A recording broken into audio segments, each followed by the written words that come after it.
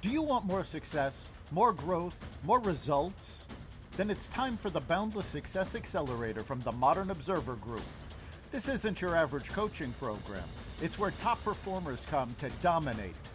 Weekly group sessions, on-demand coaching, a community that's got your back, and a power-packed library of tools to supercharge your business and career. No more excuses, no more waiting.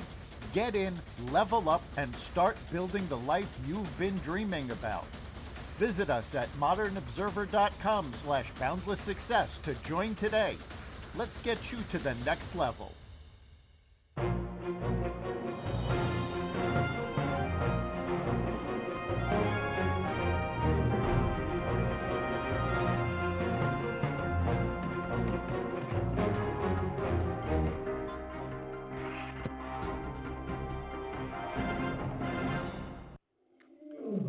Welcome to another edition of Carnivore Bites. I'm your host, Jeff Sherman, along with Dr.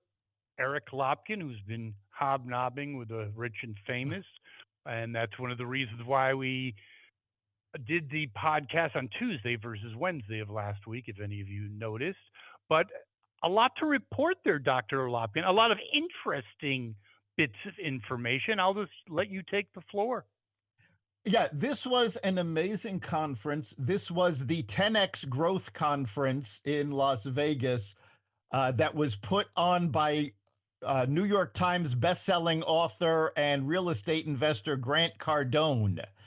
And the lineup of speakers. Now, what makes this conference absolutely amazing, every speaker was a multimillionaire or a billionaire. They were there to discuss how they got where they are. And what was really interesting, okay, now, first of all, this was hardly an exclusive group of attendees that I was in. There were 7,500 people in the venue and another 150,000 attending virtually. So this was not, like a Davos type, setting.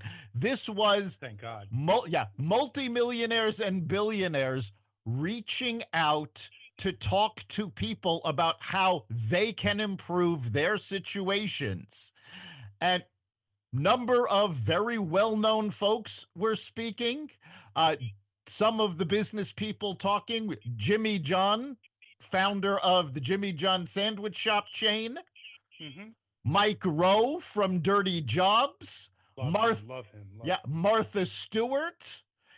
Love Actor Ryan Reynolds. And I was actually really impressed with his talk, which shocked me because I've never been a big fan of his acting. But as a businessman, he was amazing. But also, there was Eric Trump, Alina Habba, who was Trump's attorney, Gary administration. Yes, and she's a member of the administration. Gary Cohn, who was the former COO of IBM and Trump's former economic advisor, and Charlie Kirk of Turning Point USA. And the two big things that were absolutely standout. First of all, again, with the exception of Eric Trump, every one of these folks started with nothing. They weren't born with silver spoons in mouth. These folks completely blow away the image of the millionaires and billionaires that Bernie Sanders is trying to put forth. Not only are these folks incredibly successful in business, but Gary Cohn, Alina Habba, they actually had to put all of their success aside so they could join the administration for next to no money compared to what they were making. Oh, a little bit of mirror image of what happened with the Democrats, right? And it's very interesting that you say that because the Democrats are supposed to be the party of the people, to do the Bernie impression, which is a complete BS. But, actually, you can say that a lot of them are basically insatiably greedy. How do you like that? Oprah, she actually needs any more money? I doubt it. And that's another thing that really stood out at the conference. When Eric Trump spoke, he talked about how he grew up. And of course, he grew up in real estate. But before he was making any decisions, he learned contracting. He was working on Trump properties as a construction worker. He learned to be an electrician. He was working as an electrician. And he actually was joking about that because apparently he still does that from time to time in his own home, and it drives his wife nuts. But he learned the business from the bottom up. There was no silver spoon. Alina Habba was defending rape victims pro bono. You had a venture capitalist there, Bob Duggan, and Dr. I'm probably going to struggle with the pronunciation of her name, but it's Mackie Zanginet. Okay, she was involved in biotech. Now, these two actually worked together to bail out a struggling biotech that actually had an amazing discovery that is now the basis for Lutrita, which is a cancer treatment. If these guys hadn't risked their own money and went in and turned the company around, we would be short treatment for that has helped a lot of people with cancer. Wait a second. I thought Biden. Whoa, whoa! I thought Biden was going to cure cancer. What are you talking about? Apparently not. You also have a couple of folks independently working on education programs, bringing education to underprivileged children. One project was for kids, underprivileged kids here in the United States. Another one was for underprivileged kids overseas, where their own government, it was South American government, I can't remember which country, their own government had actually given up on them, saying they're too stupid to ever learn to read. Well, these folks went in and actually created educational materials to teach these kids to read and write and help get them out of poverty.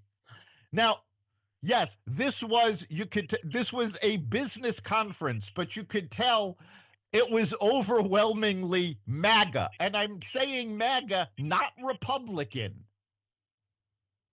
because these were people that wanted to make America great again. And Bob Duggan actually said, making America great again is just the first step. We need to make the world great. And he actually used the term, make humanity great. This is the focus of the millionaires and billionaires that Bernie Sanders and AOC want to tear down. But there is a huge difference. Okay, you talk about the celebrity that you were impressed with. Okay, probably a very smart person. Juxtapose that to George Clooney, a college dropout who thinks he's.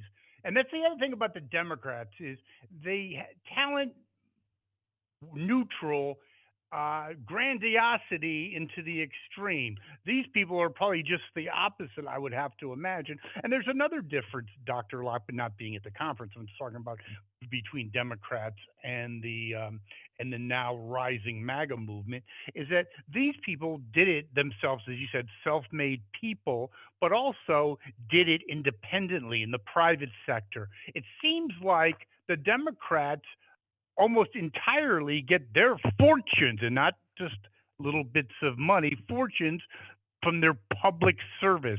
Biden, Pocahontas, the list goes on, doesn't it? Even our little Chrissy Murphy, who was a teacher, and now he's worth millions. I don't know how that happens, but you can maybe inform me of that. Yeah, your thoughts. The Democrats view public service as a career, and they don't treat it as public service.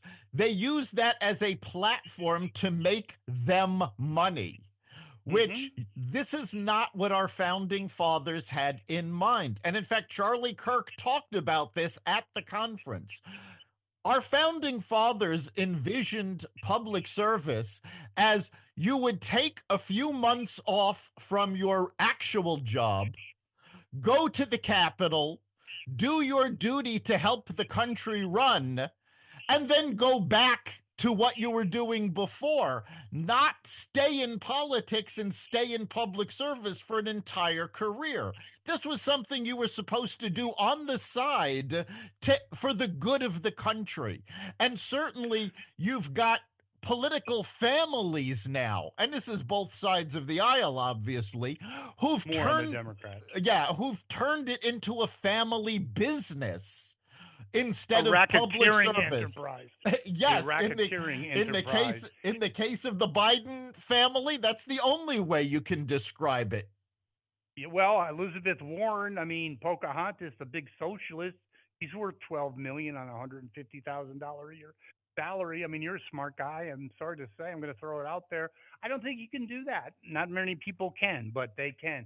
Pelosi, who's pretty much you said she's intelligent. I disagree with that, and she probably has a drinking problem at this point. But I see a difference in ideology. They actually look down on private enterprise, and they're enamored with big government. Look what's going Oh, on with Doge. absolutely. They want big government because that's where they get their kickbacks from. That's the trough.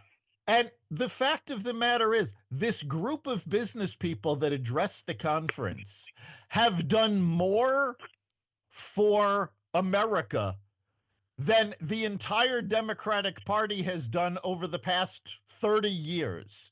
They were talking about who they work with. And this was also very important. It was a big focus of almost every one of their talks, is that none of them claimed they did this on their own. They all partnered with people. They worked with people. But it was the people they worked with that stood out.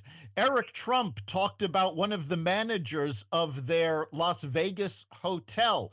This is someone that never went to college, that originally joined the Trump, not administration, the Trump company as a driver, learned the business, and worked his way up. And Jimmy Jones was the same thing. No college education, learned the business by doing it, and worked his way to become a billionaire. And Charlie it Kurt blows. is not a college graduate either. No, he's not. Seems to And be a common trend, doesn't it? this also goes to talk about what we've mentioned on a lot of podcasts, how the value of a college education has been completely overblown. Blown up. So yeah, I mean, this was Yes, I told you about a video I saw real quick that had college graduate going into an interview in 1950 and people jumping, yes. backwards. Oh my God! Now it's like they're smoking a cigarette, going, "All right, check box number 90." It's like okay, whatever. So yeah, very interesting. And I actually think, as an aside, that talking about the whole college thing is I don't think people, and I love your opinion, I'm sure our listeners would as well. I don't think people are as enamored with the whole college shtick. Remember, like you go to a cocktail party. Where'd you go to school? I don't think it holds the same weight. No, it doesn't. You never hear that. Where did you go to school? Except for in certain industries, they still do that, and that's a holdover. And that's actually something that Alina Habel was talking about, because she obviously she went to college and to law school, but she did not go to an Ivy League college. So a lot of her colleagues looked down on her because she was not a Harvard graduate. Meanwhile, in the courtroom, she was kicking their asses. Yeah, I think that happens in business too. But it is really interesting. You look at that lineup, and of course, I have to admit, obviously, I am biased. But then you look at the Democratic Party. I mean, AOC, Crockett, Bernie. I mean, it just there's just nothing there. I mean, am I just delusional? I don't see it. No No, original thought, no new ideas, just pissing on what they don't like. And I think that's one of the reasons why Gen Z is leaning conservative slash MAGA. yeah, no, There's you're not. no, it's a, let me just say one thing. It's being older than you, and this is kind of almost before my time, is you had all these baby boomers enamored with Kennedy. I think the same thing's happening, different, completely different scenario. But I think the new vision, the new, um, the new aspiration is on the MAGA side, not the old 70s plus or insane AOC side of the Democratic Party. I think if Yeah, you're young, you're looking at MAGA if yeah, you have a you're brain. you're absolutely right, and a lot of the recent polls have shown that. One more thing about the conference before we move on. If anybody is actually interested in seeing clips from the conference, go to Instagram and follow Grant Cardone because he is posting video clips of these interviews, and you'll see exactly what I've been talking about. Very interesting. We also have our own problems with the Democratic Party right here in this beautiful bastion of liberalism, Connecticut, don't we? In beautiful Bridgeport by the We sea. We do 150 indictments for election fraud. Now, correct me if I'm wrong, but when Trump was saying that the 2020 election was fraudulent, didn't the Democrats swear up and down that there was no election fraud? Of course, it never happened. It's as pure as the driven snow A in March. hundred, yeah, 150 indictments against Democrats for election fraud. And now the Connecticut Republican Party has approached Pam Bondi to do a wider investigation to see how far this corruption goes. Could it be with Denang Dick, meaning Blumenthal, our proud a veteran of Vietnam service, or maybe Chrissy, the adultering But Murphy? it You wouldn't never know. it wouldn't surprise me for Richard Blumenthal to be involved. However, there does seem to be a focus on Chris Murphy. It pretty much seems that he is involved in this, and we'll see what the investigation turns up. Oh, Chrissy looks like he's been a little tarnished, having an affair with a liberal news reporter, abandoning his wife, as he did his house several years ago. And I think that might do him in, the little Bridgeport fiasco. I- Or it might It, rise him through the ranks even more, given the Democratic Party. Who knows? I don't know. What the hell knows? With the Democratic Party, all bets are off. Do you agree?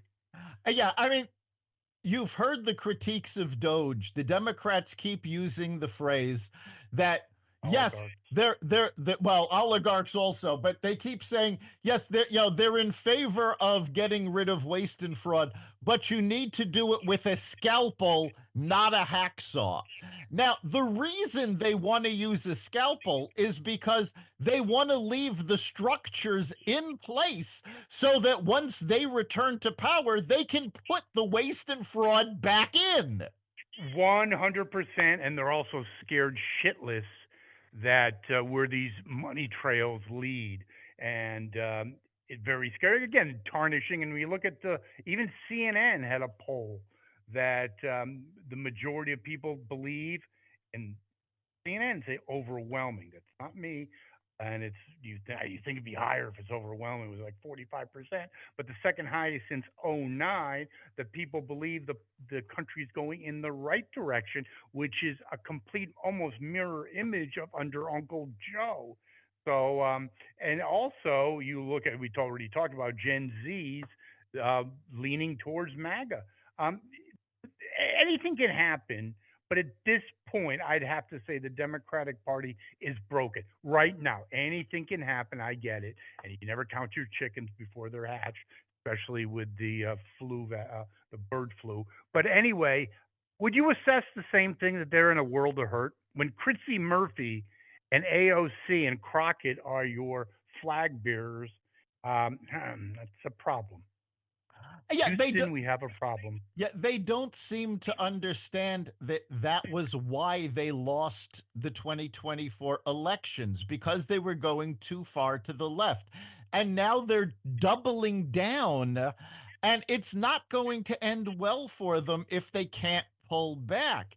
And that same CNN poll that had, 45% of the country thinks we're going in the right direction finally, also had only 27% of the country had a favorable view of the Democrats. And what I found really amusing about that is that a Fox News poll, everybody says, oh, well, Fox News swings to that. The Fox News poll done at the same time gave the Democrats a 31% positive rating. So the And that's across both Democrats and Republicans, correct? So to put yes, that in perspective, that means probably only 40% of Democrats might have a positive, or 35, close to 40% would have a positive impression of their well, own no, I party I think it has to be lower than that because because of CNN independents. swings. Well, yeah, CNN swings very far to the left. So most of the people they poll are going to be Democrats and independents. And they got the lower rating. Yeah, very interesting. So I think they need some real. You talk about the scalpel or hammer. The Democratic Party needs a hammer. I don't think, and this is not just wishful thinking, Dr. Eric Lopkin.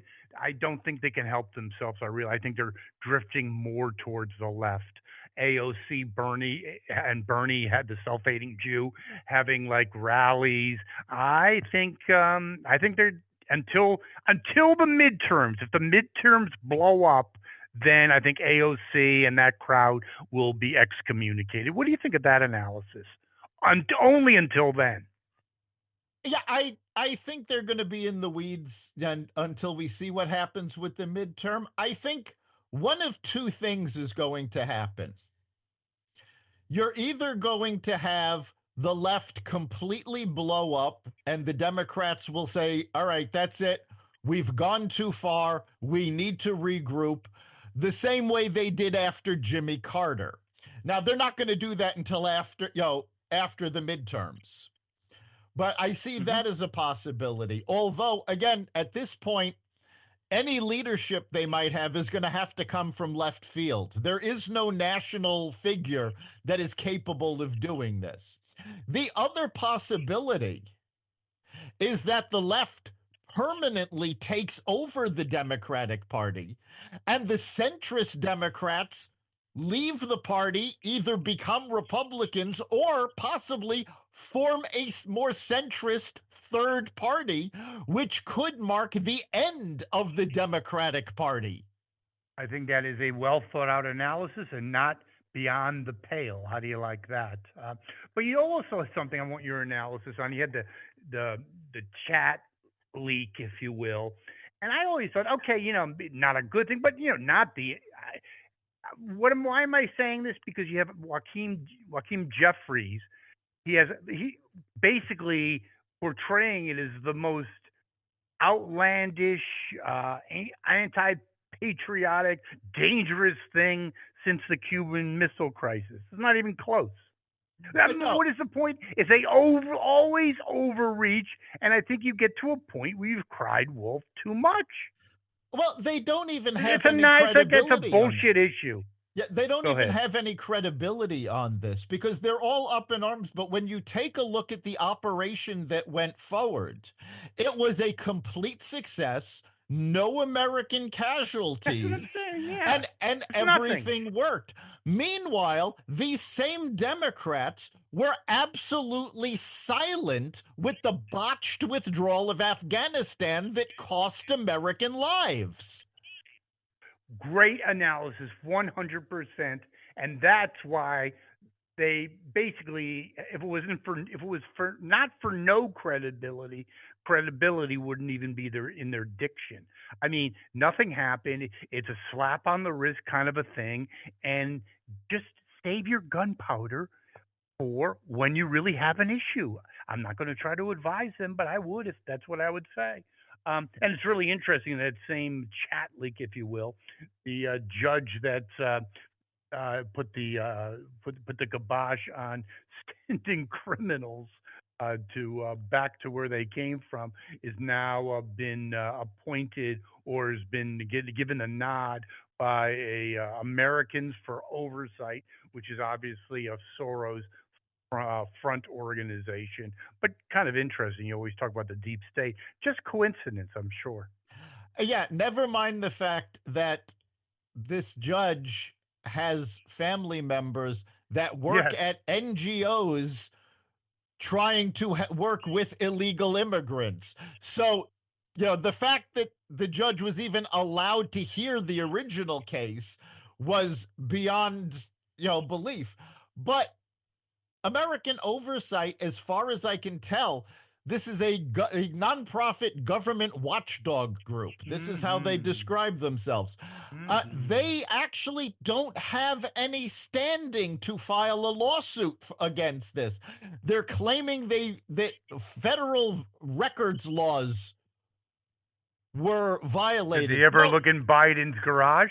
yeah, right. But the fact of the matter is, there was no difference, except for the technology involved, between having a conversation on Signal and having a conversation in a skiff. The same laws should apply, which means there's nothing was violated. Now, I'm sure that the judge is going to rule against the administration because that's what this judge does. But as we were talking about before the podcast in our prep, so far, and there have been so many legal challenges, the ones that have made it to the Supreme Court, and they all eventually will, because neither side is going to let it go until it gets that far. But all of the cases that have gotten to the Supreme Court have been decided in favor of the administration. Yes, I'll be if it doesn't, I don't know how you have a country if everything. And by the way, isn't it kind of this coincidence that over the last 100 years, all lower court uh, um, interference, negating executive action, 92% have gone against Trump over the last 100 years. Sure, that's just Yep. coincidence, isn't it? Trump has actually had more of his decisions challenged in court in the last 2 months than all the other presidents in the 20th century combined. There you go. It's called judge shopping, and it's really funny because or interesting, I should say, Newt Gingrich said that they've lost everything else, the Democrats, and this is their last bastion. But reflecting back on what you said about Reagan, that's what they did when they lost. They were on the outs. They were in the woods under Reagan, okay, and Gingrich. But what they did is they looked at local governments. They looked at the school boards and worked their magic there. So the virus is never totally eradicated. One thing which I would like to be eradicated is NPR. Why, for the life of me, are we funding a communications wing of the Democratic Party? So it was really interesting. I think it was today that Catherine Marr, one of the two leaders of the NPR organization, uh, basically was grilled, and her text came out calling Trump like a psychopath and blah blah blah. Pull the funding immediately from this shit organization. It lost any. It used to actually be somewhat listenable, and it used to years ago. It was people used to goof. They called it National Palestine Radio Yes. because everything was anti-Israeli. Now it's anti-Trump and anti-American. Pull the plug. You can't pull it quick enough. They have plenty of money. They have fundraising. They have licensing. Pull the plug Well, immediately. they actually don't have plenty of money. Oh, too bad. This has just been coming out because the general public has stopped supporting PBS and NPR.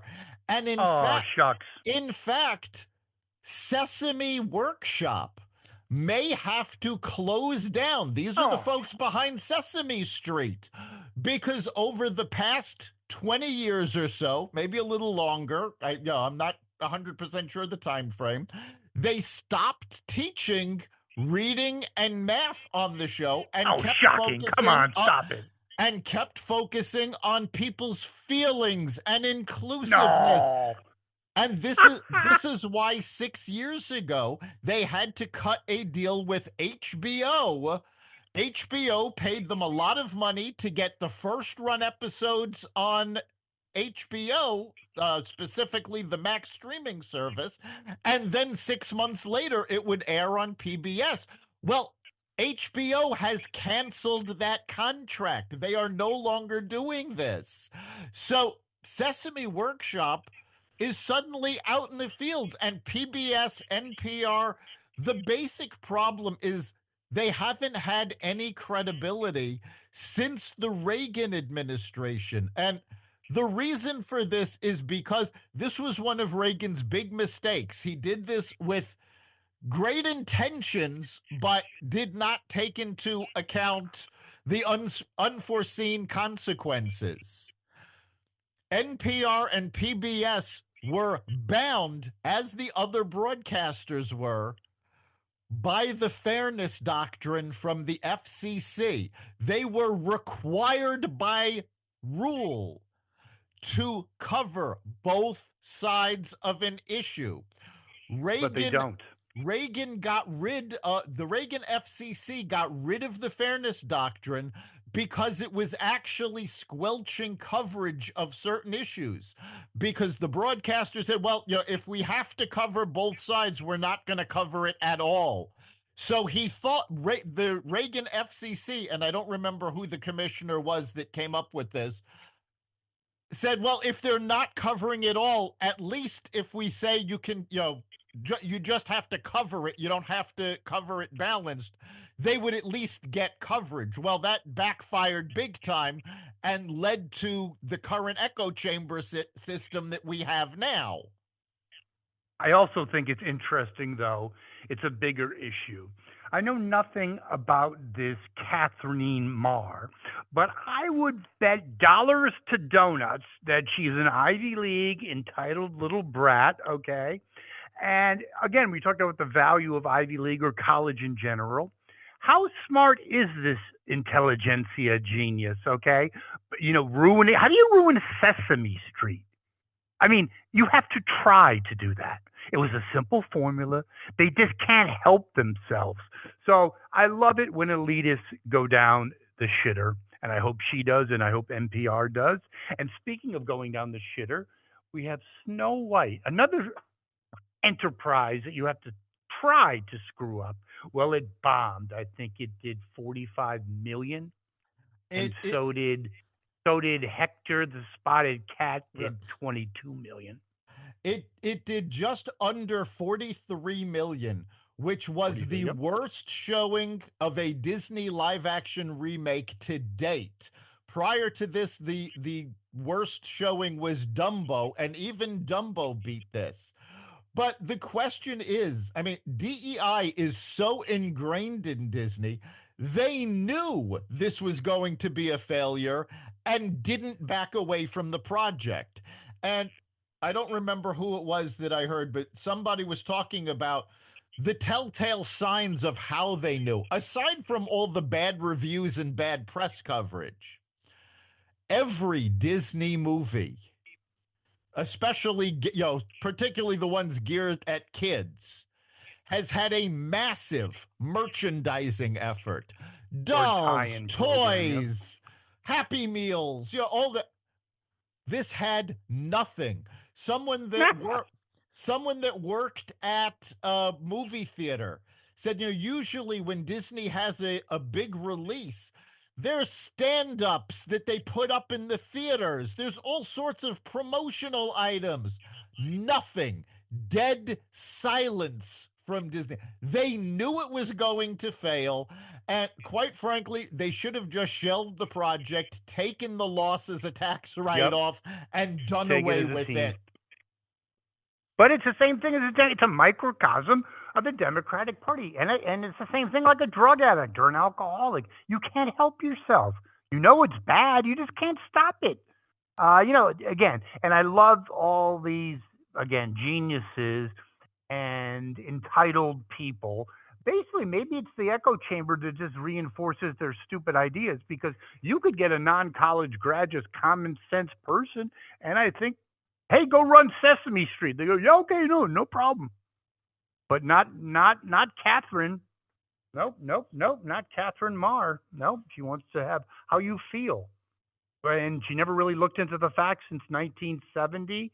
It was all about enjoying education and educating young people. But I don't know, kind of didn't quite get that one. What's really sad about it is if you take a look at the trends, the generation, my generation, because Sesame Street debuted in 1969. It literally debuted 2 weeks after I was born. So I was the first generation to grow up on Sesame Street. And this was the last time that our educational grades actually went up. And after that, you had the Department of Education come in the 70s. 78. You had Sesame Street go to, oh, we have to talk about tolerance and feelings. and all of a sudden, all of our results started dropping. We went from number 1 to number 29. And, as you and I have said, 29 is 0. Let's cut this shit. 29 is 0. You and I have said this over and over again. It all goes back to Casey Stengel. How do you lose that badly? It was a team effort. I would agree. Well, this is a team effort. Carnivore Bites. We're on a roll, unlike NPR, and our listeners can contribute to the show, can't they? They can. Go to the Carnivore Radio Facebook page. Message us. Let us know what you're thinking, and what are your opinions about what's going on in America. And if there's something you want us to take a look at, let us know. You can do the same thing at xvadio.com/connect. And of course, you can catch every episode of Carnivore Bites at xvadio.com, the Carnivore Radio website, the Apple Podcasts app, YouTube, Rumble, Spotify, iHeartRadio, Audible, Amazon Music, and other platforms that respect freedom of speech. I thank you, Dr. Lockbean. Always a pleasure, always informative, and I'll see you next week. We'll see you then.